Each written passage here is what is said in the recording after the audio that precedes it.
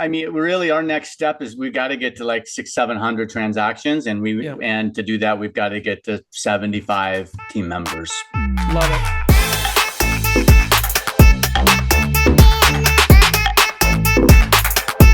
Hey everyone, welcome to the community here with eXp Realty. We are so glad you're here today. And we have an amazing interview, and I'm not going to do a long intro because most of you know exactly why you're here. We have the man in command, the legend, Jake Rockwell, joining us today. And for anyone who doesn't know what you're in store for today, Jake has built and runs a mega team, which has a specific designation at eXp. He's a multiple icon award winner, and his team generally closes 400, 500 plus transactions in a given year, including in a restricted debt market like the one that we've been in.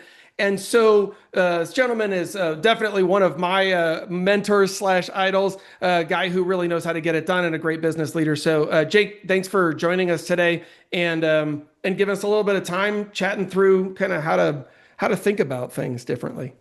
Yeah, how's everybody doing? Thanks, Jeff, for the intro. Glad to be here.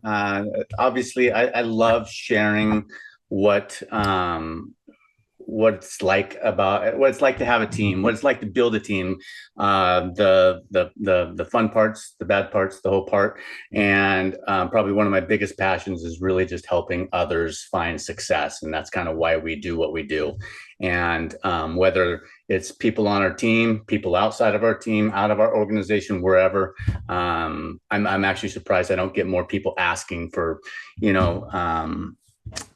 Advice or how to's or whatever, and I will say that I didn't create any of it.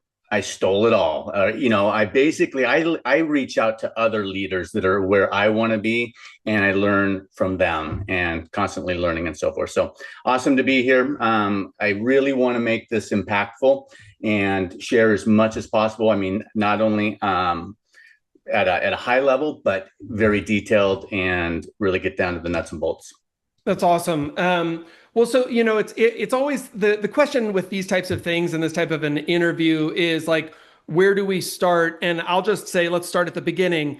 And so, talk us through for anyone who doesn't know, and we don't have to spend our whole life with like you were born at a very young age, but but just how did you get into real estate and what was the beginning of that journey like? Because I think sometimes people are trying to figure out like, is my path like, did Jake come in and he was a trust fund kid and he had, two MBAs from Harvard and Oxford and, whatever, or what are we dealing with here? Yeah, it's funny because I hear some people think that I did come from money, and I didn't. Door to door, greetings cards, shoveling snow, mowing lawns, all of that, and worked my way up. I paid for my own college, the whole deal. But I got started in 2013 after I'd financially crashed, literally crashed, went bankrupt, and due to personal things that caused it, but and saw my real estate agent doing well, the one that I was using for my real estate transactions. And I was like, I want to do that. I've always kind of wanted to get into real estate, wanted to be an investor, had some investment properties prior, and so got my license. And once I got my license, I knew that there was a high failure rate in the business. And so I told myself I got to go all in to see if I could really do it, right? If I could really succeed. And so, I went into the office every day, generated leads, made calls, did the whole deal. And that first year was really or after about 4 or 5 months of getting going, closed my first transaction after 90 days. That first year sold 36 homes, and it was fantastic, great income, but it was 80 freaking hours a week. And I had just come from self-employment where I had employees and a little bit more free time than the 80 hours. Had a kid, and so I told my wife, I was like, I don't care how much money it is, it's not worth it. And so the team was spurred out of necessity. And I brought on one person to help with a little bit of paperwork, help with a few showings and so forth. And that's kind of where the beginning of the team started, out of necessity. Yeah, well, and that's kind of as it should be. And I've heard you say that before on other trainings, which is like, don't start a team from a position of ego or a position of anything other than you've got too much business, and Yeah, you need absolutely. leverage, right? But so I'm curious. your background before real estate was business, it sounds like, right? Entrepreneurship. And so, did you have degrees in business? To what extent were you a student of business prior to your real estate career? Yeah, I graduated with a marketing degree from SOU, Southern Oregon University. I went straight into the enterprise rent-a-car training program, excelled pretty quick there, and then me and my manager quit our jobs to buy a failing brewery, and it was grossing about 5,000 a month. Uh, and I'll rephrase that, 5,000 a month, not a night. And somehow we made that business work, by bowing to everybody that walked through that door and making Right. friends with the people. Anyway, that's a whole nother story. And then got into the internet business, had a highly successful internet business, made several million in my early 30s. And selling those businesses, got into the car business. I had liked to have a lot of fun in the way of drinking. And then that got in the way of my priorities, right? And so that's when everything kind of went crashing down. Quit drinking, got my real estate license, dusted myself off, and rebuilt. And here we are, 13 years later with a great team and a nice portfolio of real estate. And so, yeah, business background, marketing was really the Yep. key. Business and marketing. That's awesome. And so obviously that played into what you started to do. Okay, so now take us past that first year because 36 homes, that's a great first year. You're doing three, 4 a month, probably 2 to 5 a month, with seasonal variability. And so you get to the end of the year and you're like looking at this, you're going, I'm working 80 hours. It's creating some revenue, but it's costing me a lot of time, right? That effort in, dollars out equation isn't balancing quite the way that I want. What were your first hires? And did you like read specific books? Did you go to seminars to try to learn like order of hiring, or did you do it the way that a lot of us do, like where you're like, I think I'm just going to skin my knees until I figure out how to not fall off the skateboard anymore? Yeah, in the beginning, I didn't read the books. Eventually, yes, I did read the Red Book, and that's a really good older book about creating and I've always been business minded. I didn't get into the real estate business to start a team. I got into the real estate business to create income that would then go to work for me in the way of investing. But I've always been a business person, and I the only way you can build and grow past what you can do, it all comes down to time, right? And so you got to trade, you're trading time for money, right? So no, the first hire was I just needed someone help, and it was someone within our brokerage that helped with some showings. Even in that first year, I was getting so many internet leads that I was passing those off to other agents within the brokerage, not on my team, obviously, and just saying, hey, if you close something, 25% referral. I didn't collect much of anything from that because I didn't hold those people accountable to the leads that I was sending them. Right.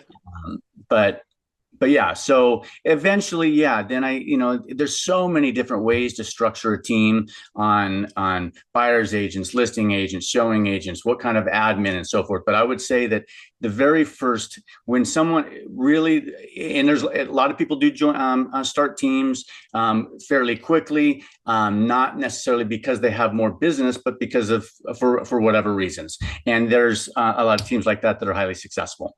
Ours was just built by more and more business, more and more, and eventually it evolved a little bit. But the very first hire really should be an admin type person that takes away that 15, 20, $25 an hour work that you're doing, whether it's CMAs or listing or transaction or, offer paperwork or whatever, that they can help draft up for you and taking care of some of that stuff, maybe some social media posting. So that was a big part of the time savings because it really comes down to time. Yeah, right. You're always buying your time back with something, right? So that's awesome. So now you're coming into year two, and did adding leverage, even chaotic as you're kind of figuring it out, right, on the move, did adding leverage gain you time back? Did it give you additional transaction unit count? What happened, I guess, is the question. Yeah. So yeah, I mean, it kept allowing me to have more time to focus on the transactions that I was doing at the time. But what happens is when you start bringing on team members, there's a leadership and a management part that you have to start balancing. And, as a smaller team, you're, 30% focusing on your team and 70% on production. As you grow to 15, 20 agents on your team, then it's like a 50-50, because generally the team leader needs to make money for the organization to make money. And sometimes you're taking some of your closing, some of your commission to pay the expenses for admin, employees, or marketing, or whatever, leads and so forth. Right. And then as you get to a level that we're at now, it's 90% of my time is spent on the team and not the client. Yes, I do a few transactions out of 400 transactions or whatever. I might do 10 of those, and half of those might be the ones properties that I'm buying. But it's really our sole purpose now is focusing on the team members so that they can properly serve their clients and find success. So, that second, third year, I think one of the things that I did that was really key was I brought somebody in. In fact, it was my brother that helped with the phone calls and nurturing the leads, some of the follow-up that is necessary, and kind of like an inside sales person, right? That handles a lot of the inbound and does a lot of outbound, tees up appointments, live transfers, or whatever. So that was an important one that helped. And so like if you're a solo agent or a 2-person, 3-person team, that can really save a lot of time, because you've got, business is just a funnel. It's all going into the funnel. Top of the funnel is a lot of time. When it gets down towards the bottom, they're closer to ready to, buy or sell or transact. So talk me really quickly through, and I want to get into a snapshot of kind of where things are today, and then we'll ask a lot of questions about that I'm sure people will be interested about, nuts and bolts, and if I want to do this, what do I do? Or even if I want to join a team like yours, how do I do that? But as we're thinking about kind of all of this, give me some of your high level thoughts about, because you just mentioned some of your thoughts about how business works. If I asked you, like kind of what is the Jake Rockwell top 10 list, or it doesn't have to be 10, but like what are your thoughts about how business should work, how it should be approached? What is a business and how do I engage with that? Because I know you and I have had this conversation before, and I think it's interesting how you perceive and interact with business as a concept. Yeah, I mean, so business, obviously, you look at the 4 quadrants, Kiyosaki 4 quadrants, right? And we're either employed, or we're self-employed, and most real estate agents are self-employed and they show up to every dollar, right? When you become a business, you're not necessarily showing up to every dollar. That doesn't mean I'm working less. A lot of people think I don't work much and it's all about money and all this. I probably work just as much, if not more, than a lot of the agents on our team. But the difference is I get to do the things that I truly have a passion with doing and love to do. And I get to eliminate some of the stuff that I don't necessarily want to do, and it isn't as and so forth. And so and then so business is, and we can talk about business in general, but more on the team side, it's really I don't know exactly where you're what you're wanting me to get to, but business is a business. It's got to be profitable. Obviously we're very in tune with our books. We pay, $500, $600, $700 a month to have bookkeeping done at a very high level with a company that does books for hundreds of teams across the country, so that we're able to be compared on what we're doing. Are you a profit first guy, Jake? Yeah, well, yeah. Profit first is a really neat concept. It's what I liked. It was a book that someone gave me, and what I liked about it was a small book. I like small books, small chapters and short chapters. But Profit First, it really opens up the mind. And if people don't know what Profit First is, just Google it, grab the book off Amazon. It just teaches you that when you're in business, you've got to pay. We're not there to have a hobby. We're there to obviously make a profit, though it's not like the end all. but if there's no profit, and then it's like, okay, well, why am I doing this, right? And in this business, there's been years where there's agent. I mean, there still will, and there will be agents that are on our team that put more money in their pocket than I do. And a lot of times when people from the outside in look at splits and so forth, they think Jake's making a lot of money. Yes, we sell a lot of houses. So yes, I make a good income, but it's not at the expense of the agents. It's Right. at the expense of running the business. And the business is to run a business at this level. And if you read the red book, it's 30% of GCI, of gross commission. So Yep. $10,000 commission right off the top, 3,000 to run it at the caliber that we're running it at. Now, is there waste in there? Of course, there's always going to be some waste, and we're constantly looking at how do we eliminate some of the waste, the things that don't work. Do we really need this? Is there an ROI with this? Right. Yeah. And it's interesting because I see it so many times, right, where agents forget that a business is actually an entity in and of itself. In the United States, that's why we can attach businesses have their own social security numbers called EINs, right? And so they act as individuals. They can make decisions. And so the business has expenses. Jake is a member of the business, right? And gets paid after all those expenses have been paid. And if they haven't been paid, here's the fun part that nobody knows. The owner gets to pay all those expenses out of their dang pocket. And I put myself on payroll. I pay Yep. myself 6,000 a month because there's some Yep. tax benefits to run an LLC and file as an S corp. Yep. It's a whole nother topic, but there's tax benefits, and every agent should be doing that, even as a solo agent. They should be creating a company and doing that. If you have questions regarding, and in fact, if you have questions regarding anything around what we're talking about at a higher level or a more detailed level, my phone's available. Yeah. You can text me 7 days a week between 5 a.m. and 9 p.m. If you text me after 9, you'll get a text at 5.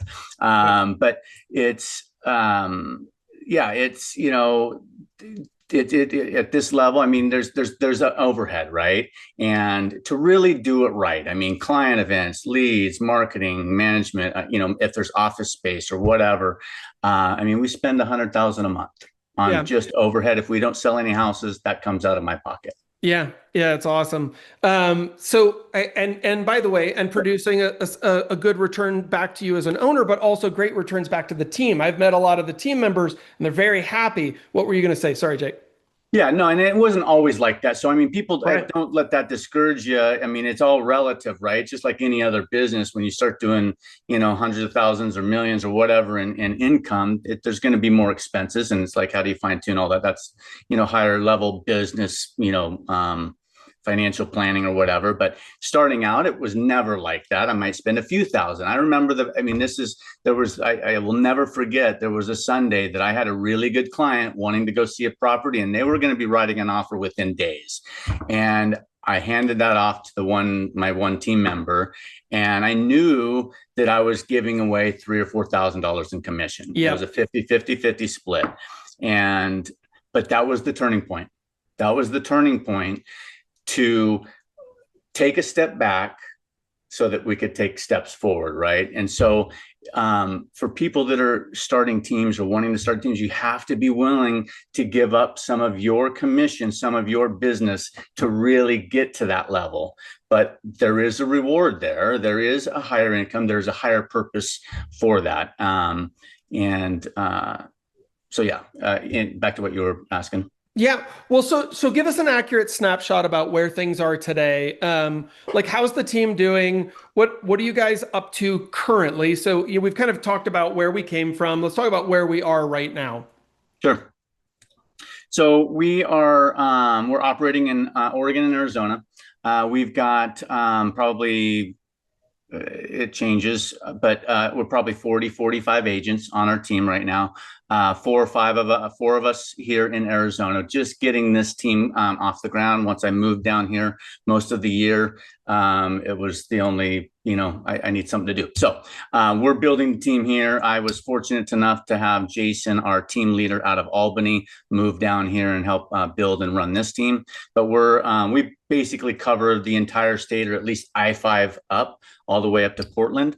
And so we've got team members. Obviously, we've got a large presence in Southern Oregon, really starting to build in the Albany, Salem, and then just brought someone up out of the Portland area, and we'll be growing that area.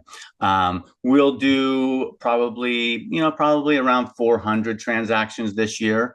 Not our goal, but and I am absolutely do not believe that a market should control my business. Right. And I can't stand thinking that the market is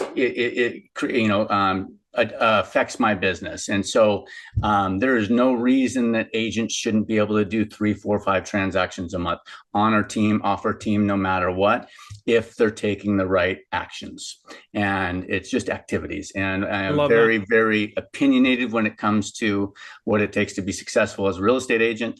And what we focus on is very simple concepts.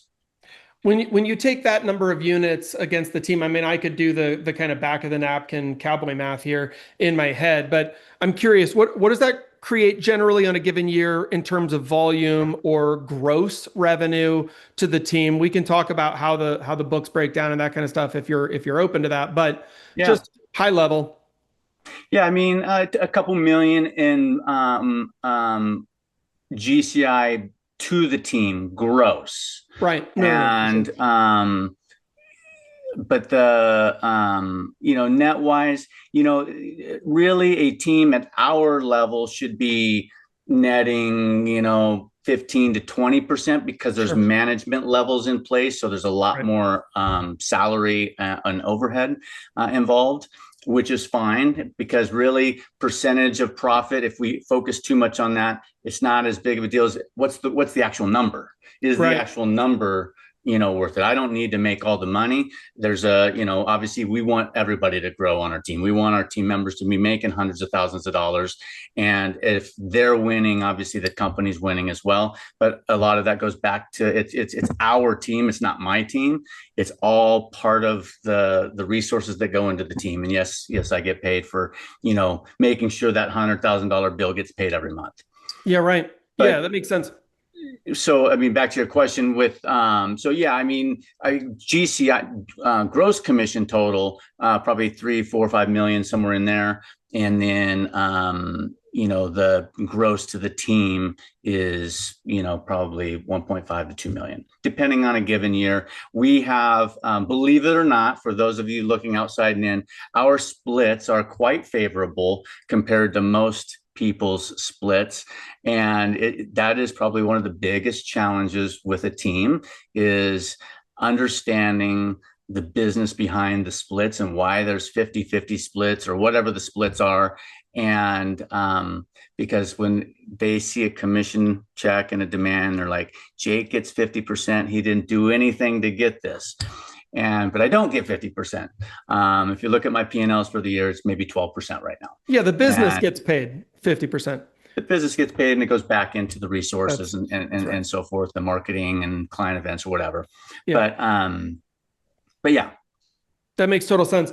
Well, and it takes a little bit of, actually, what's interesting is when you speak to the highest level business people, they tend to understand a team model. And you talk to somebody like, I'll out myself on this. I would be much more tempted to join a successful team than to create another team at this point. If I were to go back into production, my first move would be to call Jake and say, let's go into business, because I don't want to go recreate all the systems. I just want to plug in. Right? Yeah. Maybe we'll come up with some sub-duplication, team within a team strategy down the road if I feel, like I don't know, killing. Well, yeah, and absolutely. I mean, if it's a team can be, an agent can leverage a team like no other, and put way more money in their pocket than they're going to necessarily do on on their own, without pulling all the hair out of their head, right? Yep. So but it's not for everybody. I mean, it's not for everybody. Some people want to be the team leader, they want to own the team or run a team. Some people just want to plug in and be a part of a tribe and a culture that promotes winning for everybody and teamwork and so forth. And obviously very, very, very fortunate that we have just an incredibly special group of people that I absolutely love, and they just love each other. It's really cool, and that's Yeah. where the culture part comes in. Well, and I want to talk about how that culture has gotten created, and I say that very specifically because I don't say you created that culture, because culture is obviously something that is synergized by people. Um, but even before that, talk really briefly, because I think that here's something I see show up in this space way too much, right? We've all been to the conferences. Everybody gets on stage. Nobody talks about their net. Everyone talks about their gross. I grossed $5 million. It's like took home $12.84 on my tax return. And that's not the truth for you. You're running a much cleaner business. However, talk about your ego, and then talk about where you see ego maybe polluting this space. Because one thing I've noticed, and I'll just kind of call this out, just getting into this so you know where I am headed. I see too many agents like, I want to look important, I want to feel significant, and as a result, I'll start a team. And then they make a series of bad decisions. And by the way, your ego is not your amigo, has always been where my head is. Not based on running a true business, but based on looking cool or having my name on the sign or something else that frankly doesn't improve their net position. Yeah, and you're right. I mean, there is a lot of that. It wasn't built that way for us. I mean, I my first logo when I started was Jake Rockwell and the brokerage, and then I quickly removed Jake because I didn't want people to call Jake. I couldn't have everybody calling me and be able to support the team members. So, and if I had to do it again, I probably would have maybe tried to find an, if I knew I was going to build a team, maybe not had a team name that included my name, because I don't want our team members think that it's mine. Sure. And you can ask any of our team members when they say I work for Jake or Jake's my boss, I instantly correct them and said, no, we're in business together. I'm Right. not your boss. This is our team. It's your team, just like it's my team. I just happen to be the founder, and in the one responsible, right? But it's yeah, it's not about me. Right. It's about the team members and the team, and what they're doing, what they're accomplishing, and that's probably that. Like I said in the beginning, it's just the most rewarding part of the team. Outside of them, I'm going to make money regardless. Whatever I do, whatever I'm involved in other businesses too. That's going to come because I have that drive, and failure is not an option. But when it comes to this team, it's really it's about them, and that's the first thing that it has to be thought about, is the team members at this level to have success at all. And if Yeah. they're not having success, there's no way that we're going to have success as a company, right? Well, and then your culture would fall apart, because a culture of failure doesn't live for very long. So I'm curious, how did you create both the culture of success, but also I know that there's a lot of caring, there's a lot of kind of family vibes, there's kind of a tribe, a unity that exists within the Rockwell group. How starting maybe early on and then ending to where we are now, like how does that progression play out, and how have you been purposeful about that? Did you get lucky along the way? Like, how do you think that got created? Well, it has to be my personality. I'm just kidding. No, but it's I think that it's really, yeah. I mean, each person, when we were a 2, 3, 4, 5 person team, we were doing stuff together. We were getting together for different little events, doing things, and I'm pouring my time into each of those people, helping them with whatever they needed help with, building their business or whatever. And I still do that day to day. I have agents that call me all different times of the day and the week, and readily available to help them. But that's part of it, but truly, genuinely, not trying to I'm not thinking about the culture. Culture is absolutely the most important thing on a team, in my opinion. It's the glue that keeps it together, right? Obviously you got to have support, training, leads, tech, all of that stuff, but it's the culture that keeps it all together. If you don't have culture, then it's very hard to keep it together. And so For sure. really, it's just truly, genuinely our team. It started with, obviously I care a lot about our team members, and then that kind of, I don't know, maybe I attract those type of people, and then but maybe they see that, and then they want to care about each other. Our staff loves our team, and we check in on them when things are not right in their life or whatever. We try to help them with personal stuff. So it's just all part of it. It's just a natural, thing that comes with and it has to start at the top, obviously. So our Yeah. leaders are the same way, and I'm not like perfect by any means. I'm an asshole a lot of times, and so that's why I I have didn't want to JJ. say anything, but I don't know if JJ's on the call, but JJ's our GM, and he's the new, he's the one that filters me out when I get frustrated or whatever, yeah. and because it's not all glamorous like it looks like on No, Facebook. of course. Yeah, the But the HGTV Instagram version. Well, and it's interesting though because I see, and you said it starts all at the top. This idea of culture. So many people get so tied up in, well, how do I work the lead sources and how do I whatever? If you have terrible culture, you don't have a team. Period. End of story. Because you won't retain anybody because they'll leave immediately. So you can have the best org chart, the best comp model, the best lead gen method. Everyone will leave. They'll go over to Jake's team because they're going to feel like they're part of something that feels connected and significant to them, and also like it's taking care of them. So I think it can't get left out of this conversation. But let's extract that for a moment and let's get down to the nitty gritty. okay. So we've got 45 people now. I saw somebody in the chat ask about org chart. To what extent is there a blend up on like how many admin do you have in-house TCs, an operations coordinator, listing manager, admin team, et cetera? And by the way, to your earlier point, this is interesting. In real estate, teams are kind of this interesting, weird hybrid business model, right? Because there is the business itself. Like Jake was mentioning, LLC tax as an S corp, that's a business. It can have employees; those are W-2. But for the most part, real estate is just a bunch of self-employed people who are hanging their shingle together and are choosing loosely to kind of touch pinkies, right? And in this case, that's really what a team is. It's an alignment of interests, right? Yeah. So okay, so talk So through your org structure. chart. Who's sitting in what seats? Yeah, so JJ is our GM. We were fortunate. He's been with the team for 6 or 7 years, and just an incredible human being. Really aligns with my vision, my core values, and so forth. And he's better than me in a lot of ways. And so he's in that position. He's really been instrumental in helping shape our team over the last few years and so forth. And so we've got our GM, Renee. I'm not sure if she's maybe on the call or whatever, but she's our administrative manager. She does a lot more than probably the administrative stuff. She does a lot, right? And so she runs a lot of things. She's got several VAs, overseas VAs that she manages that helps her with her job and her duties, that consist of graphic work, marketing, and so forth. VAs are a game changer when it comes to the P&L and the bottom line. It's just a way to save some money on wages and salary. And then we've got a sign runner that's also an agent on the team, earns some extra income. Renee helps with all of our listing coordination at this point. So in-house.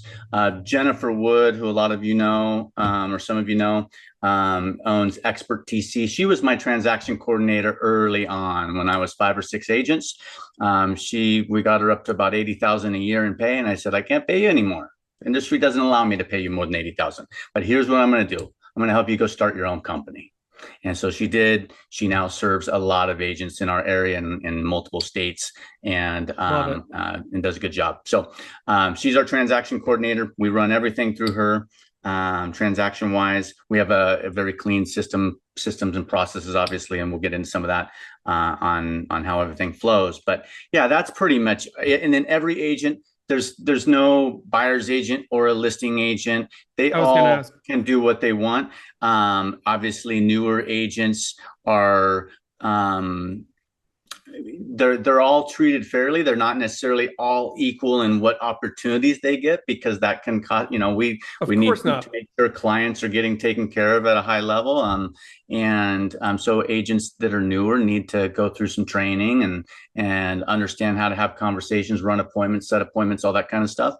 And so, but they all have, there's not an agent on our team that has not enough opportunity with our team. That's right. When it comes to leads, I I have over 20,000 leads that need to be worked. So if anybody knows anybody that's looking to join a team, we've got some opportunity.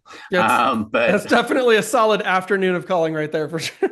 it's Yeah. yeah. Oh, and so we have 4 ISAs and then a database / ISA manager who manages the ISAs and runs the database, or just manages the database. We use a lot of software tech to help manage accountability, lead flow, all that kind of stuff. But the ISAs, 3 of the ISAs are overseas. One of them is local, and they make 100 calls a day. I love it. Well, and it's funny because I didn't even share my outline with you before we got started, but we're in pretty close order here to some of the things I wanted to ask I about. got the same outline. Yeah, good. So I think a natural next question that a lot of people have, let's say, and there are some amazing team leaders on this call, right? People running great teams who are kicking butt and taking names. Love that. And by the way, thanks to everyone who's here today. Love it. Keep sounding off in the chat. And any of our leaders, if you notice that we're missing a question, something that should come to the top, please make sure we get it. I hate missing someone's question. So Jake, in terms of your tech stack, and by the way, Jake mentioned a minute ago a PNL. It took me my first 3 years in business before I realized that was not an acronym for P, the letter N, L. It was ampersand, right? That's your profit and loss statement. For anyone who doesn't know, just go, start studying real business and you'll get it. But anyway, okay. Your technology stack, and your stack means what are all the tech tools you use, right? Yeah. For anyone who doesn't know. So what's the tech stack look like inside the Rockwell group right now? I know you're also an owner partner on some of the companies that you've been bringing in, but just walk us through that and what's that look like, and how do those pieces fit together? Yeah, so obviously tech, again, saves time, right? Technology saves time is what it really does. And so, I'll just jump right into it. So we have just a Real Geeks website we've had for years. I've never changed it. There's probably better out there. I don't care. It's just a website. Just know leads are never an issue. Leads are the easiest thing to do. The hardest part is to get the leads worked and the follow-up that goes behind them. We'll get more into that. But tech-wise, everything flows into our CRM. It is the operating system for any real estate business. The database is the #1 asset for a real estate agent. It is a high value, hundreds, if not millions and millions of dollars of value to a real estate agent. So protect your database, build it, make it better, whatever. But the database means nothing without an operating system. And so the entire operating system for our company is our CRM. Well, I shouldn't say the entire operating system, but that's for our database, and that's Follow Up Boss. Cadillac in the industry, not cheap, but what I love about it is it makes it extremely simple for our agents to use when it comes to follow-up, which is the #1 source of income in this business, is the follow-up. And so Follow Up Boss, obviously named that, great company. And so obviously we can get into another time, or whenever we can get into how that's structured properly. But basically they've got lists. They're in, people are in stages, and we stage people based on their journey. And then we have a cadence of how often we follow up with them. And when they're team leads, we hold our agents accountable to that follow-up. And we'll get into more of that. And then from there, we also use a company called Real Scout that helps nurture our 70,000 person database, making sure people see home valuations, property drips. We try not to use MLS at all to send out property drips. We try to use Real Scout because it gives us a lot more insight. It's not a dinosaur looking piece of software. But the cool thing about Real Scout is it has every single field that is in MLS. So I don't need MLS. And now I get to look and see and interact, and there's an app, and I can do all this stuff. I know there's some other people, I believe on the call that use Real Scout because I get some of their emails and so forth. Anyway, so Real Scout. And then within there, some of the tech that we use to manage our database, we use a company called House Whisper, which is an AI. Basically, all of our agents have an AI assistant. They can name their assistant whatever they want.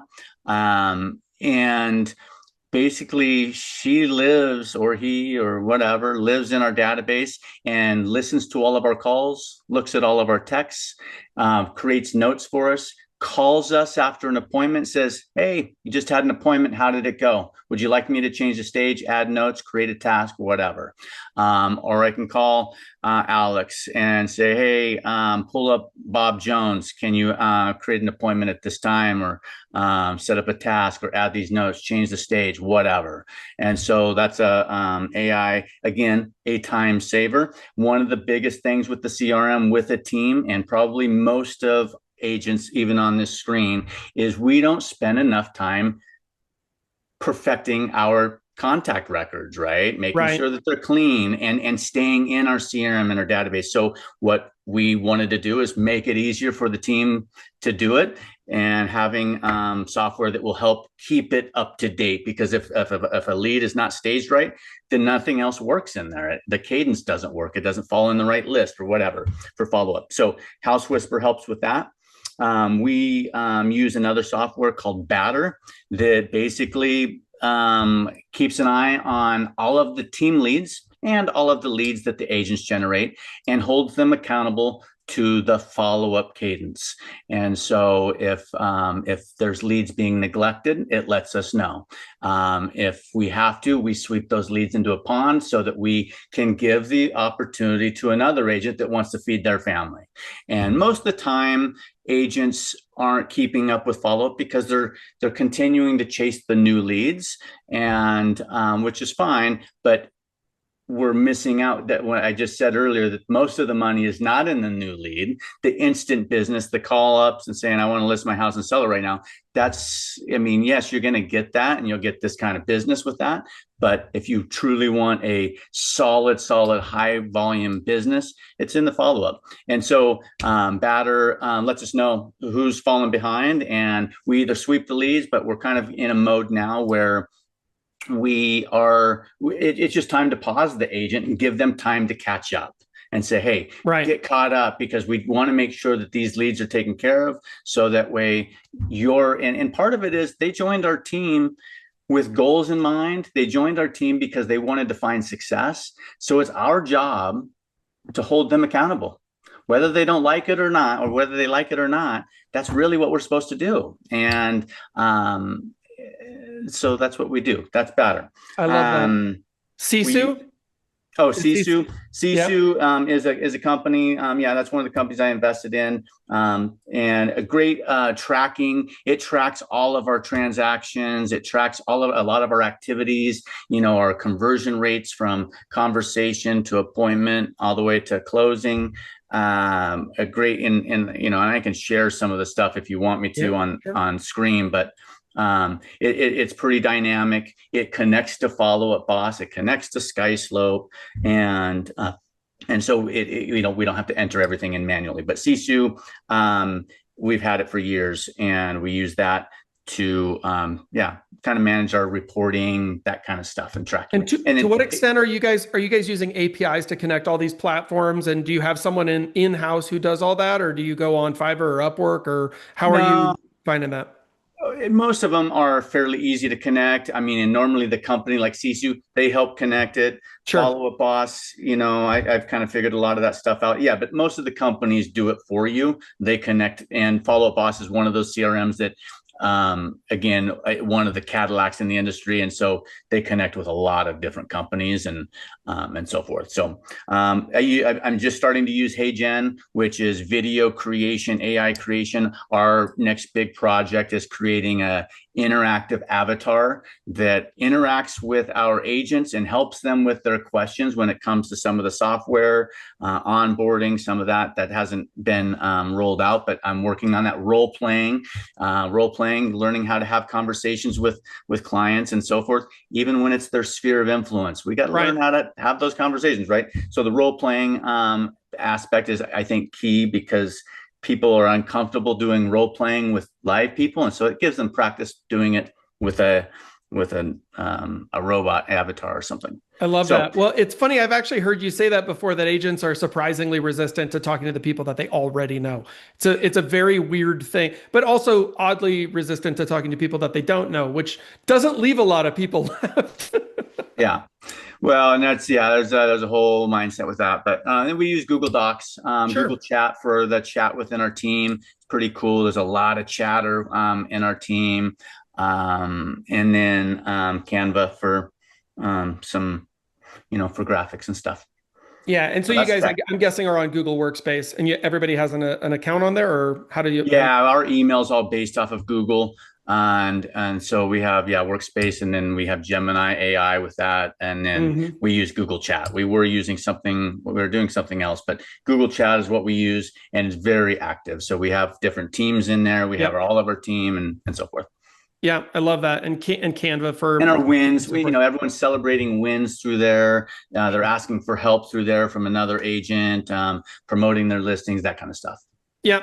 Yeah, nice. That's awesome. And so, for anybody who wants it, by the way, I put that list there in the chat. But Real Geeks, Follow Up Boss, Real Scout, House Whisper, Better, Sisu, Sky Slope, Workspace, and Canva. And I'm sure there's some other odds and ends in there, Jake. But And if that's you call interesting. any of those people, just tell them I sent you. Yeah, right. Yeah, get Jake. Might get a better deal. That's right. Get him a referral credit or something. And by the way, thanks again for being here and to doing this. And that is a great way for all of us to say thank you for someone's time is to make that referral. If you use one of these, make sure to reference Jake. Yeah, and I don't get paid really on any of these, but it's just let them know. I wouldn't care if you I did. have I good would hope that relationships you with would. them all. It's okay to make money in business, I've heard. And so, so okay, well, this is great. And so that helps. Now, talk me through. People are going 400 transactions. I don't even know 200 people. How am I supposed to do 400 transactions? So talk through the mindset, because there's an elevated mindset between I'm going to do 36 deals my first year, or some people that's kind of their perfect year is I'm going to do 36 deals. That's great, and you can keep going with that. But if you're going to start extending your unit count, how do you start thinking about different buckets, and how do you elevate your marketing or your lead generation or your prospecting game to be able to create multiple inbound traffic sources where you have control over the lever? Because it can't just be, gosh, I hope I get some transactions this year anymore. Yeah, I mean, obviously, lead flow. There's a ton of paid lead sources. I mean, our number one lead source is our sphere of influence by a considerable amount. We are a Zillow Flex team, so we do a lot of Zillow Flex business. Realtor.com is probably the next one. Local service ads, Google local service ads is a high ROI. We do pay per click, and then I've tried a slew and constantly come and go with a slew of other lead sources, but I'm constantly looking at our ROI on those and seeing, hey, why are we spending money here? Why don't we just spend more money here? And we had a pretty good aha moment this week on our sphere of influence, and the fact that we need to spend more on our agents' sphere of influence for them. And we do a lot. I mean, we do some big events where we invite hundreds of our clients and people we know to them. But there's more that can be done, and we've got some stuff in the works for that. But but ultimately, so leads are not normally the issue. We've never had a problem with having enough leads for our agents, but truly. At this caliber, for us to grow, for us to do 800, and it's a very typical rule. There's the old fashioned 80-20 rule. 20% of our agents on our team will do 80% of the business. And it's just, there's some people have different drives, have different schedules, different, I'm going to get after it type mindsets, right? And as much as I'd love everybody to have that mindset, not everybody's the same, and that's totally fine. So we have some agents that are happy where they're at, doing a few transactions a year. There are some that, hey, I want to do 50, 100 transactions a year. And and we are here to help them accomplish exactly what they want to accomplish, and obviously push them a little and hold them accountable. I want But to ask on that. So, because it's a great point. every team approaches this slightly differently. Do Yeah. you have, and I don't actually know the answer to this. Do you have a minimum standard on the team? Meaning, if you don't hit X, adios. You're a great person. That doesn't mean we can't be friends, but probably not a great fit for the team. Do you have a minimum standard? And then, to what extent do you or some management person on the team track individual goals? I say I want to make 300 grand this year, and now we're tracking that, and that becomes part of the integrated team goal or the assimilated team goal. Yeah.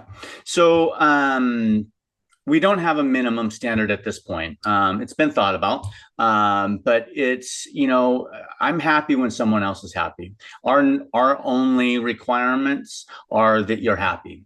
If you're not happy, then let's figure out why not. If it's not the right fit, then let's separate and move on, right? We're really here for the people that want to be here and be a part of what we're doing and what we're trying to accomplish together as a team. As far as goals, we do an annual goal setting meeting every year, and we sit down and we go through everybody's goals, not just their numbers, but the things that are going to get them to those goals. And everyone does a goal sheet, and then and that's what creates the team goal. And sometimes that team goal is much bigger than it should, because everyone has these big goals. And so sometimes we try to bring them down to a little closer to reality and make sure that they're reachable. They got to be reachable, right? And it has to be based on what they're willing to put in time wise. So that all goes into CSU that has a whole goal setting area, and that's what creates our goals. We have a whole dashboard that tells us if we're on pace and all that, but it really comes down to the activities that gets the results. We celebrate results, but I really celebrate the activities we celebrate the activities on our teams, the things that get the results, not the results themselves. So I know you're a spreadsheet dork, and by the way, for anyone who just missed that, because I kind of cut that off, focus on the things that create the result, not the result, right? What is there's an old expression, cause and effect. Be at cause. Don't be at effect, right? If you're worried about whether or not you're at your goal, you're not thinking about the thing that gets you there. It's like me looking at my belly and wondering why the gym hasn't done anything because I haven't been there. All right. I'm curious. You've mentioned that you track your numbers. And I think a lot of times people don't realize how core and critical this is to success. Is there anything that you feel comfortable, live here, showing us that could kind of show, like, what's this look like, or how does that feel? Like, we're talking about tracking numbers and tracking results. And to what extent does that actually happen in your organization? Do you really know your numbers, your KPI? I mean, I know the answer to this because I've seen the madness, the mad scientist. But do you feel comfortable sharing anything, Jake? Yeah, I'll share my screen. I pulled up a few screens to just kind of show and show you. Awesome. You okay with that, JJ? All right. So this is Follow Up Boss. This is where we track activities. A lot of our activities and these flow on. This is our team in this year, 102,000 calls, 16,000 connections, 11,000 conversations.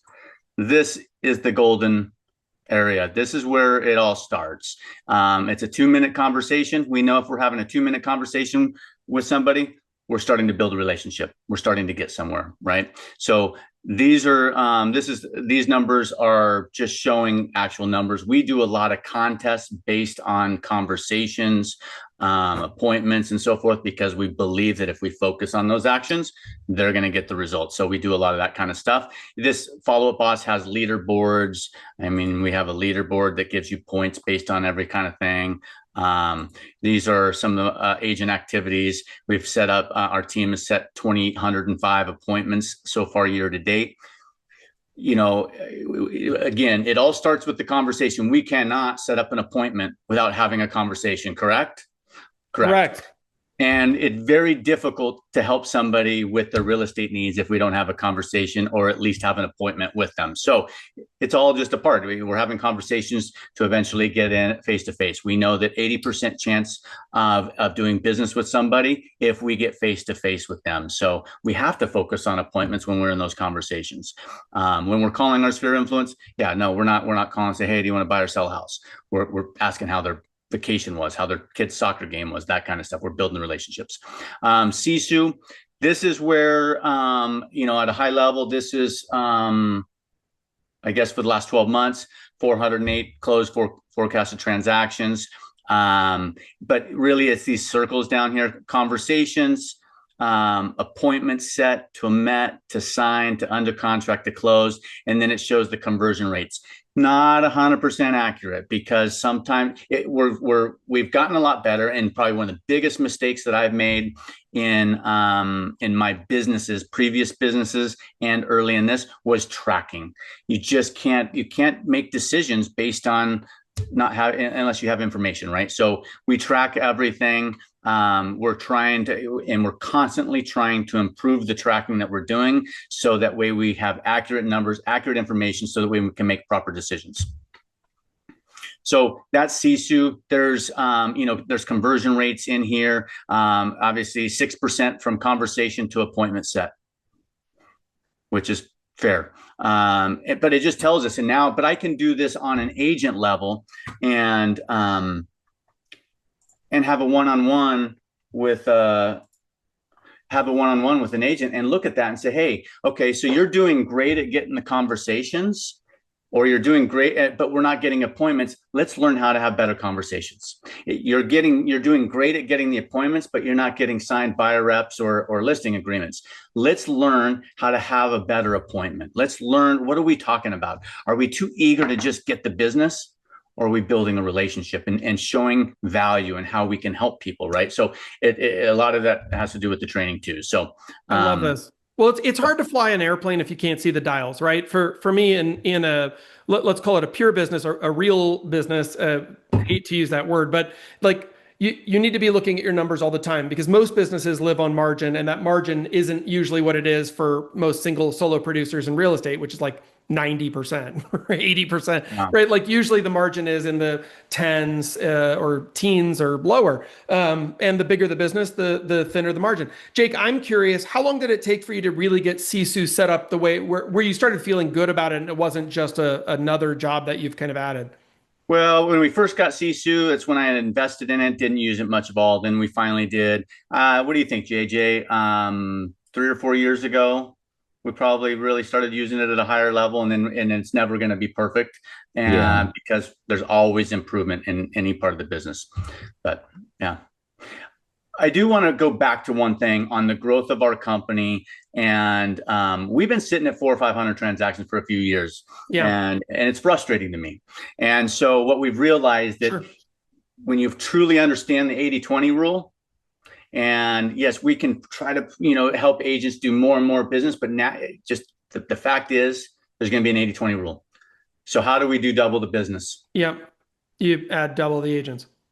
It's the only way to do it. Yeah. And so we have plenty of business to help, and we have great systems and processes in place to help agents. I mean, we have people from other brokerages sending agents that are newly licensed to our team because they know that we have a track record of helping them succeed.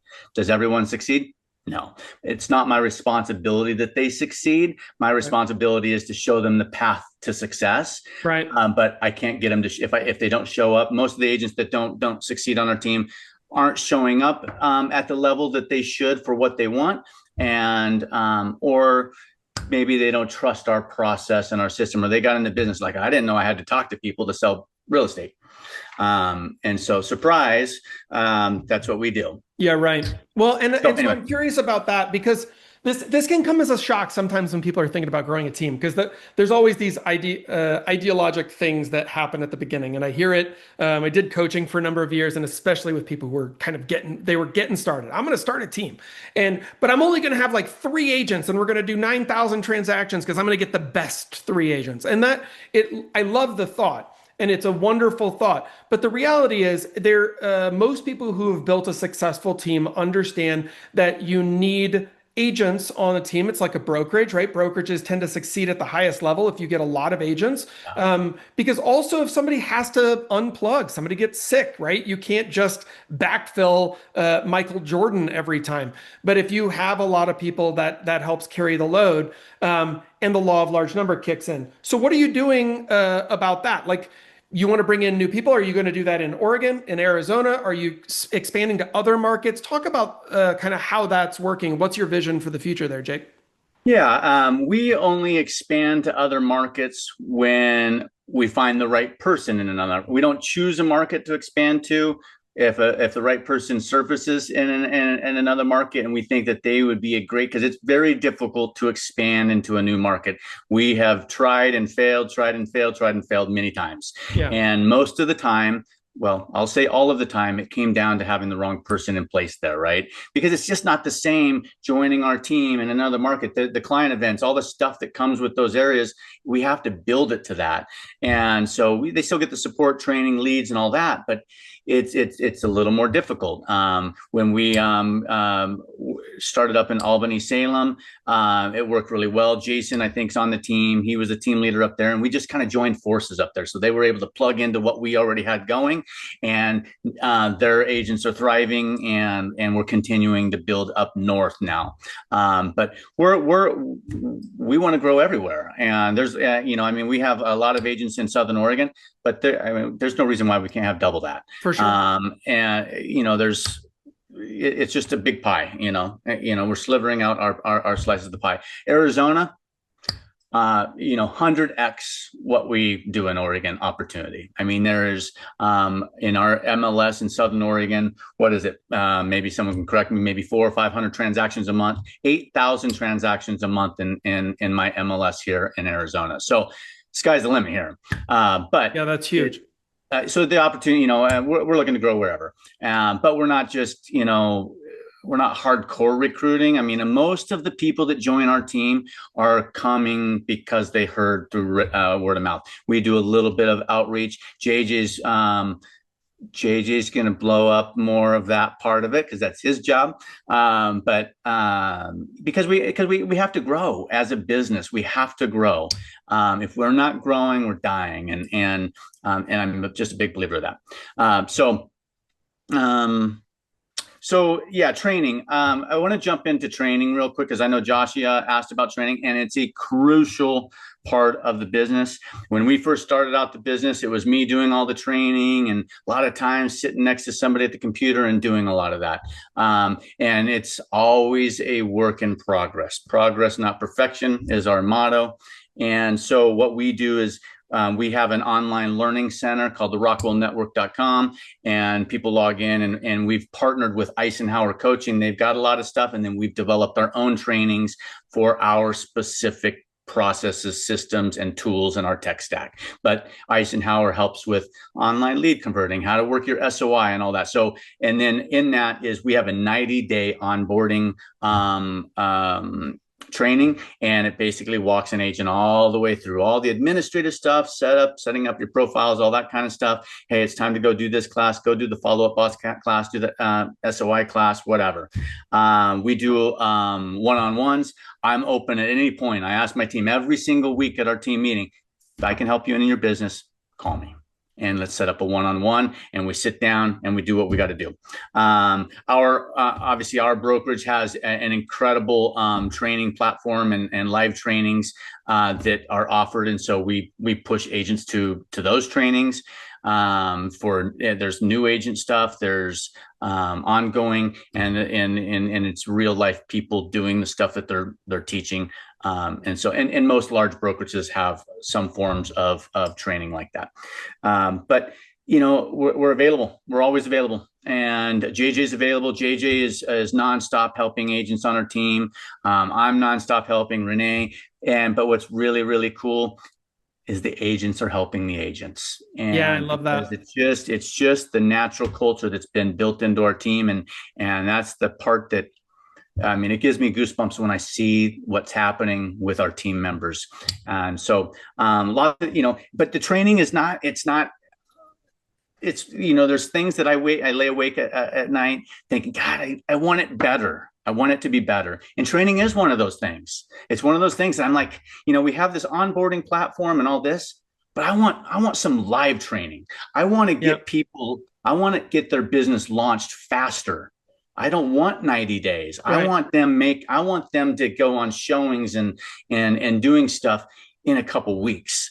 And so we're working on improving that. But that's this business, nonstop working on everything and making it better. There's always a better way. I love that you said progress, not perfection. And it's interesting. My dad used to say the same thing when I was growing up, so I love that phrase. And it's a really important thing because especially for people who have maybe that high vector four, they'll get really stuck in like things have to be perfect, but that's just not the case. So speaking of which, Jake, just like offhanded, totally personal question: what do you suck the worst at that you feel like you have to work on right now? Like what is the worst thing that Jake Rockwell does? Personally, Yeah, for sure. well, Well, that's a really or difficult business. question. That's a really difficult question. No, it's really personal. It's how I react, in all Okay. honesty. It's I'm a high D personality, and you know what D stands for, right? Yeah. And so and I'm very transparent with that with my team members, and I catch myself with my tone of voice and so forth. But I don't know. I sweat the small stuff sometimes too much. For sure.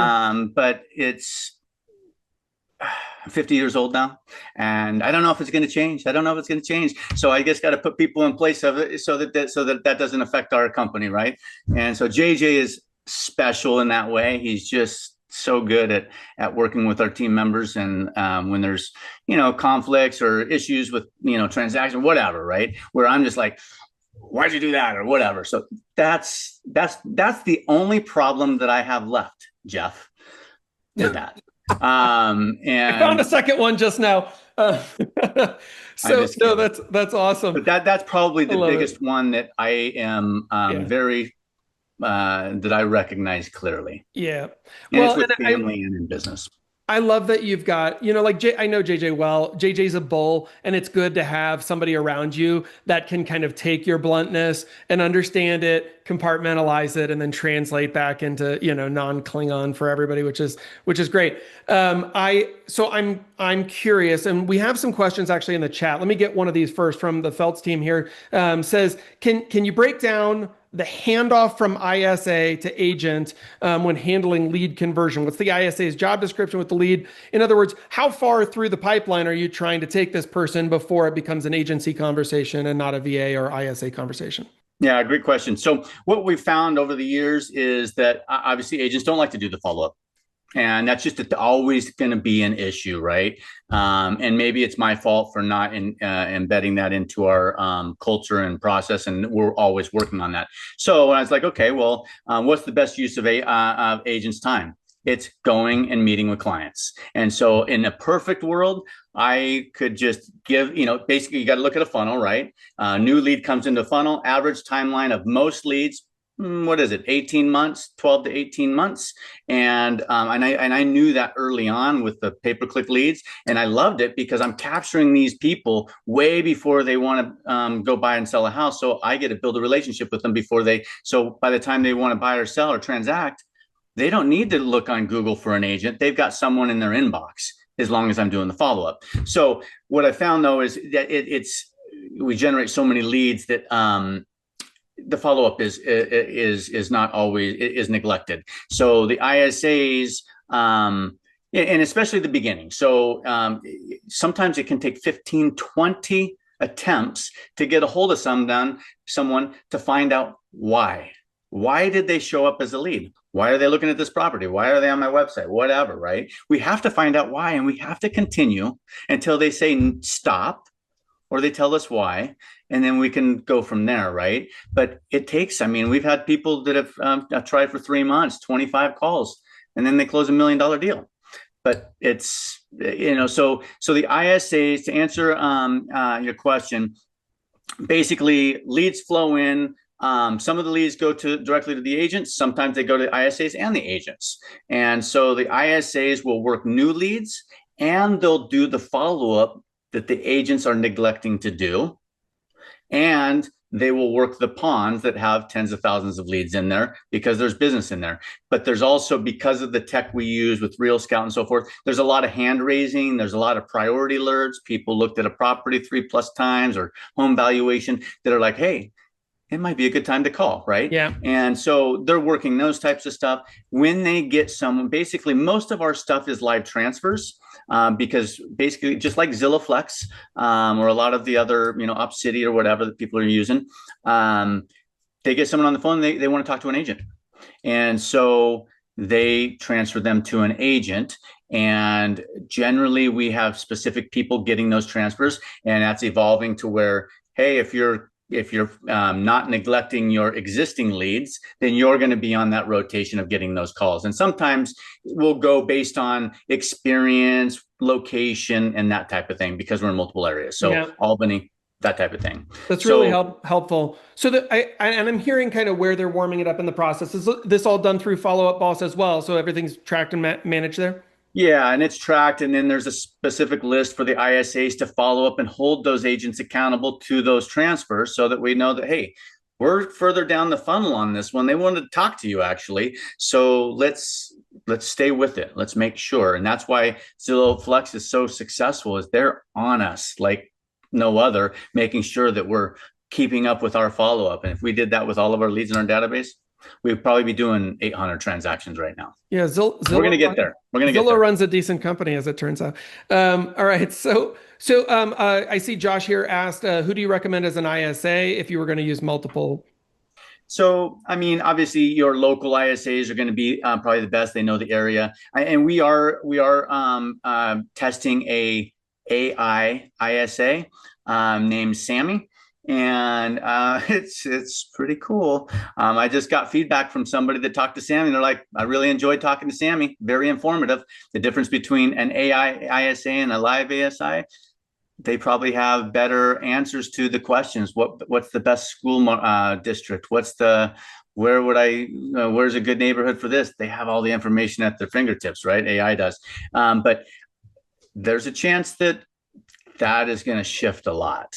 So I would look at that, and someone can, and so we're testing that out, and there's a lot of live transfers happening from our AI ISA to our agent. Are your ISAs also doing outbound dials? Oh yeah, mostly outbound. Okay. But they Yeah. are on inbound too, evenings, weekends, and so forth like that. Yeah. And we get a lot of inbound, business that comes in. Cold traffic. Are we doing expireds for sale by owners? Any of that? Nope. And we're not. Yep. And I would like to, but Sure. we can't deal with the leads that we got. Yeah. Right. I got you. So yeah, and then so circle come dialing? in. It's all tracked through Follow Up Boss, and some of our agent, the splits. If an ISA basically takes the top of the funnel off, there might be a little less commission on that one. For sure, there has because, to be. we got to pay for the ISAs. ISAs are overseas. We are utilizing ISAs from a specific company that trains and manages and holds those ISAs accountable, 3 of them. And so they're 3,000 calls a month. Yeah. And they put out about 25 to 30 appointments a month each, or live transfers. And so and they're closing, what would you say, JJ, or I don't know if Chris is in here, but they're anywhere between 2 to 4 2 to 4 closings each a month. Yeah. So and so that, and it just creates more opportunities for the agents, and they can do higher volume. The agents that want to do a high volume and are doing high volume, they're going to get maybe more of those. And then we're going to start helping those agents leverage their business more and more and more. If we need to get showing assistants or leveraging, new agents on the team, that's the beauty, is they get to leverage new agents. Hey, will you help with the showing? And then they get paid a little bit and they get experience, right? So yeah, and the ISAs are a fixed cost, I'm assuming. Are they Phelps was asking, yeah. Are they your largest fixed cost or no? They're not our largest fixed costs. Marketing and salaries. It's part of the salaries. Yeah, salaries and lead gen are going to be the two big 10%. Right. Is yep. The goal is to be at 10% of GCI, right. Full GCI. And so yeah, ISAs 2,000 a month each for the overseas ones. Probably paying more than you have to. Our VAs are around 1,000 a month, but the ISAs are 2,000. We do pay them. They do get bonuses. Sure. And the ISA company that we contract with pay them bonuses. Mm-hmm. And then we have a little bit of different structure with our local one, and then our database manager is paid, also. Yeah, so. And since the ISAs are just doing customer service kind of calls, they're unlicensed. The overseas folks, obviously, is your local person licensed or also unlicensed? They're all unlicensed, yep. And they don't obviously communicate anything about real estate that's not right. public. Right. Yeah, of course. That's great. You can't draw conclusions. That's the big thing, guys. And so I saw Joe asked a question earlier. What are one or two of your biggest mistakes that you see people making when they structure a team? So, I mean, I know the mistakes that I had, and probably one of the biggest mistakes when I see and I talk to some of the team member or team leaders and so forth, and the mistake that I've made, and no offense to any of our team members that are on the call, but splits are important, and I want to give everything to the agents. I want them to have more. When it's the sphere of influence, I want them to have more on that. But it's hard. If I've got agents that are on a 75-25 split or something, and our cost is 30%, how are we doing? On a 50-50 split, if our costs are 30%, yeah, the company's supposed to see 20, right? But it's getting the splits right. It's very, if you have too high of splits, you can't go backwards. You can't go back. I can't change anybody that's I can't reduce anybody's split on our team. If they move on, then obviously new agents. Right now, we are getting back to a model of it's just 50-50. Yeah. And then if you're a rock star agent doing high volume, there's a whole nother set of benefits that come with that. Saving, just a whole nother set of benefits. And we're continuing to evolve that portion of it to improve it and make it better. But we have to make sure that the P&L is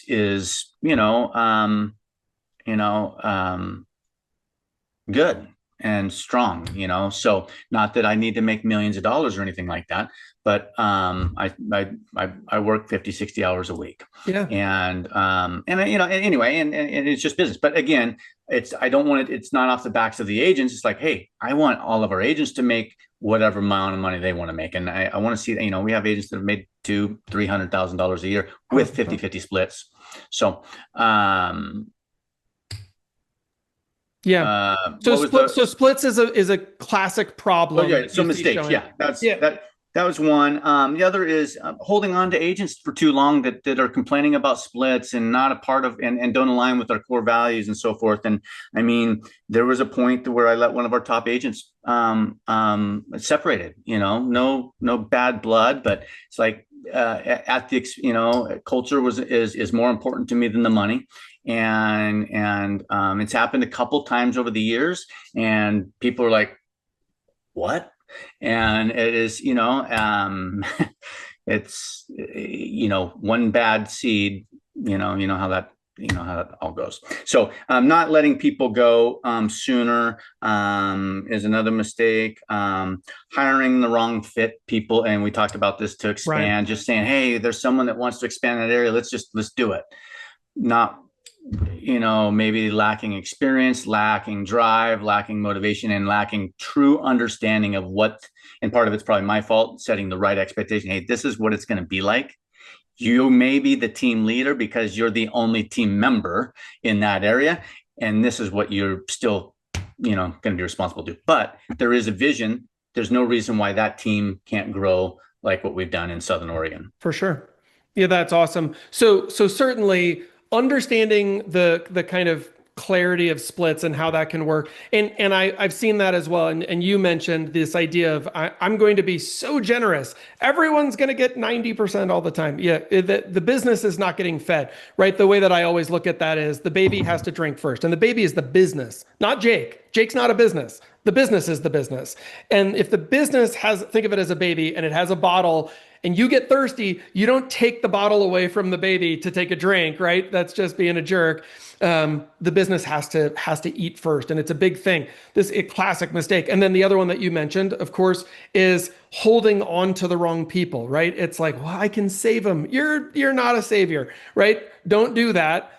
Protect the business. Again, this is about running a business, and it becomes harder as you become more into pure business leadership and less into relationshiping, because so many times agency was just about, I'm going to work with people and everybody's going to love me and it's going to be great and we're going to high five over rainbows, right? And then you get into team leadership and you're in a firefighting seat a lot of the time, or you're doing conflict resolution, or there's a lot of more kind of pure management and leadership stuff. Talk about that. I mean, is this a learned skill, or did you draw from some of your past business stuff coming in to be able to handle conflict as it arises?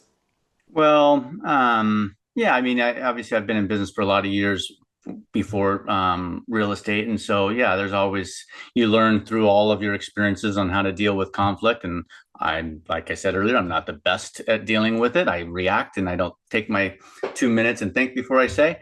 But there's always a solution, right? And I'm a big fan of, hey, everything can be fixed. Everything can be fixed, and it's just a matter of working through it and so forth. But a little back to the agents too. I mean, on a team, it can hurt. A lot of team members, when people leave your team, it's on their own account. Um, Early on in my business, it hurts when you train and build somebody and then they leave your team. Well, luckily, a past experience when I was in the business early on, something happened to me with my leader, and it taught me what I never want to be like. And so when people leave our team in positive ways, like they want to go do their own thing, they want to build their own team or whatever they want to do, I'm there to help them. And luckily, we are with a brokerage that allows for opportunity with that. So it makes it, obviously, there's obviously a bunch of people here with EXP too, but there's benefit there, right?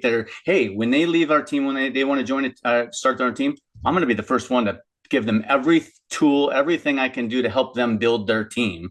Because if they do better, EXP does better, my stock does better, right? We all do better. And that's the beauty of our brokerage and a bunch of other brokerages that are similar.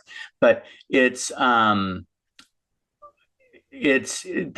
leadership after someone leaves the team and being there. We've had, there's always going to be people that leave the team, just is. And as much as you think they're all going to stay, never gonna happen. They are going to leave at some point, whether it's because they didn't make it in the business or they want to go do their own thing or they see a shiny object somewhere else, whatever. But we have to stay focused on the people that want to be with our team. They want to be with us and they want to be a part of what we're doing. And so we're focused only on that. And so I am trying to stop selling people to stay. And I don't really want to sell people to come either. I want them, here's who we are. We bring them to our team meetings so they get a vibe of what we're about. And if we're a good fit, great. If not, no big deal. We're still friends and I'll still help them. I don't care. Right. If they call me and say, hey, how do you do this? What's your number one lead source? What's exactly your strategy for going on a listing appointment? I'll give them everything. Yeah. I love that. Well, and there's that open book policy, and I've seen this time and time again with you. Jake's true to this, by the way, which is this mindset of abundance and helping others. I saw somebody ask a question here in the chat.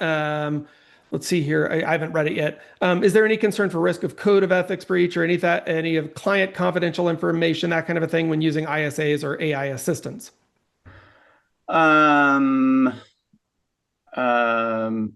No, I mean, there's a lot of administrative people and brokerages and right. teams that have access to information. Yeah. I mean, yeah, I guess there could be if something's done with it wrong, but most of like our VAs are helping with more on the graphic side, social side, some of that stuff. And ISAs, my guess is, don't have access to confidential information. So no, they're just dealing with inbound and leads. That's all they're doing. Right. And so there's not really they can't export. Nobody can export out of our system. Right. So I mean, I'm curious about okay. Oh, sorry, Jake, go ahead. No more than any other liability. I mean, liability. I don't believe there's any code of ethics issues. No. Liability wise, there's always liability with any business. That's why we have liability insurance. Right. Absolutely. Which, by the way, look that up and carry it if you don't have that on your team. And frankly, I'm not talking about errors and omissions. I'm talking about actual liability insurance. I know. It's cheap. It's cheap. Yep. It's very inexpensive. So, okay. So as it pertains to, let's talk about how you're helping people on your team to have a wealth mindset or build wealth. In fact, one of the first people you referenced on this call was four quadrants. You mentioned Kiyosaki. This was way back at the beginning of the call, which, by the way, love that. And how are you helping people think about this and maybe achieve their next phase of life? Is the Rockwell Group a place to incubate my life and to grow into something larger than just real estate, maybe, or just 100%. agent? Yeah. Some of the things that it's not all about being on the hamster wheel and selling houses for the rest of our life, right? It's not why I got into the business. I said earlier, I got into the business so that I could make enough money to go put it to work and create financial freedom, right? But still waking up and doing what I love to do every day, right? And so, yeah, I mean, we celebrate. I love helping our team members invest in their first property, or maybe I'm in talks with somebody about starting another business with and be a partner in that. And so, yeah, I mean, it's not just about real estate on our team. It's about, financial freedom, health, and living and enjoying life and so forth. So it's absolutely, I know that, someone on the call here that, we'll be partnering on a property here soon, multiple people and, JJ, Tyler, it's, that's when it gets really fun. And when someone wants to build their business bigger than being necessarily an agent, just a solo agent, well, it's all about, people get caught up in the splits, but really what matters is what's in your pocket and how much time do you have in your day to spend with your family and do the things that you love, right? That's what matters if we remove ego from it. And so there is absolutely a path to generate what you want to make on a team if it's leveraged right. And then if someone's doing a lot of transactions, are we going to pour more into that leverage for that agent? 100%. Where there should not be a ceiling within a team that's ran properly.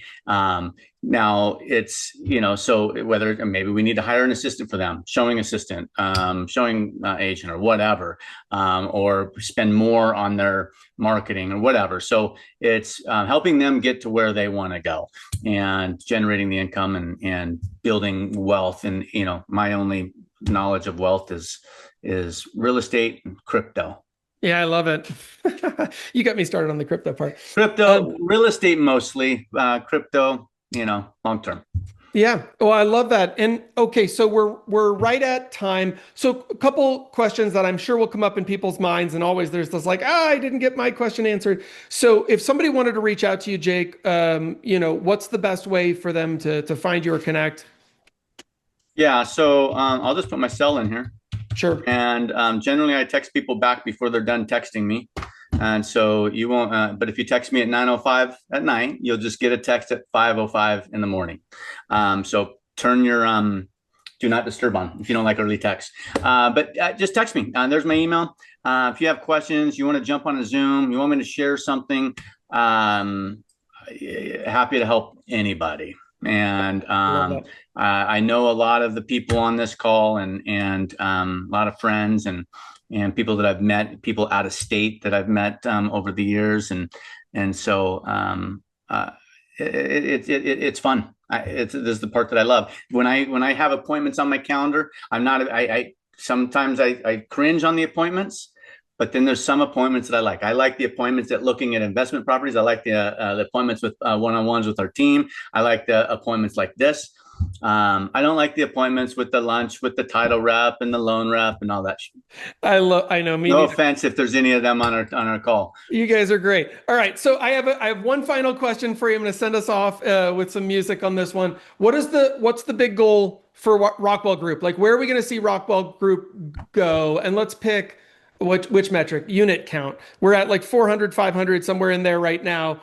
What's the big number, Jake, to put on a video? Well, I mean, really, our next step is we've got to get to like 600-700 transactions, and and to do that, we've got to get to 75 team members. Love it. Awesome. It's been very clear on how it is there. So, and there's teams that are doing 1,000, 2,000 transactions a year. I'm constantly learning from them. Something that Sterling in the room, I don't know if he's there. He mentioned the other day, he came out a year ago and is like just slaying it, just killing it.